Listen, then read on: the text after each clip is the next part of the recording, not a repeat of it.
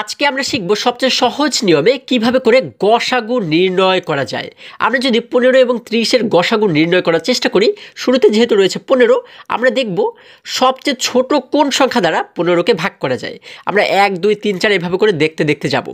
1 দ্বারা কিন্তু 15কে আমরা ভাগ করতে পারি, কিন্তু 1 দ্বারা 15কে ভাগ করলে উত্তর 15ই হয়, যার কারণে 1-এর পরে যে সংখ্যাগুলো রয়েছে সেগুলো দ্বারা আমরা দেখব যে ভাগ করা যায় কিনা।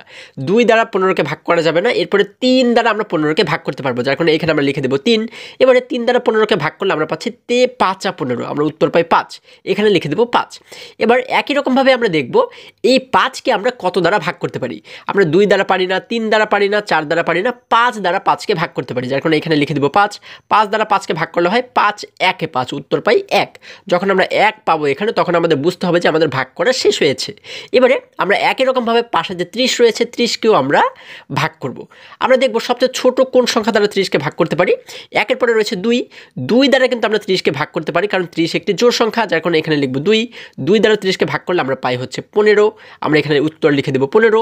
এবারে 15কে দেখব যে কত দ্বারা আমরা ভাগ করতে পারি। আমরা 2 দ্বারা 15কে ভাগ করতে পারি না, 2-এর পরে রয়েছে 3, 3 দ্বারা কিন্তু 15কে ভাগ করতে পারি, যার কারণে এখানে লিখে দিলাম 3। 3 দ্বারা 15কে ভাগ করলে আমরা জানি উত্তর হয় 5 15, অর্থাৎ 5, আমরা এখানে লিখে দিলাম 5। এবার একই রকমভাবে যদি 5কে আমরা ভাগ করি, 5কে শুধুমাত্র আমরা 5 দ্বারা ভাগ করতে পারবো, যার কারণে এখানে লিখে দিলাম 5। 5 দ্বারা 5কে আমরা জানি ভাগ যায় একবার, অর্থাৎ 5 1 5, আমরা এখানে লিখে দিলাম 1। আমাদের এখানেও 1 হয়ে গেল, এখানেও 1 হয়ে গেল, তার মানে আমাদের ভাগ করা শেষ হয়েছে। এবার আমরা লিখব হচ্ছে নির্ণেয়, আমরা লিখব নির্ণেয় গসাগু। আমরা গসাগু এবার যদি নির্ণয় করি, দেখো আমরা দেখব যে এই পাশে যে সংখ্যাগুলো আমরা পেয়েছি, এই সংখ্যাগুলোর মধ্যে কোথায় কোথায় মিল রয়েছে, অর্থাৎ যে সংখ্যাগুলো এই পাশেও রয়েছে এই পাশেও রয়েছে, সেই দুটি সংখ্যা থেকে আমরা একটি সংখ্যাকে নিব। যেমন এখানে রয়েছে 3, এইখানেও রয়েছে একটি 3, তাহলে এই দুটি 3 থেকে আমরা একটি 3কে এখানে নিব। এবারে এখানে রয়েছে 5, এখানেও কিন্তু রয়েছে একটি 5, তাহলে এই দুটি 5 থেকে আমরা এখানে একটি গুণ চিহ্ন দিয়ে এই দুটি 5 থেকে আমরা আরও একটি 5কে নিব।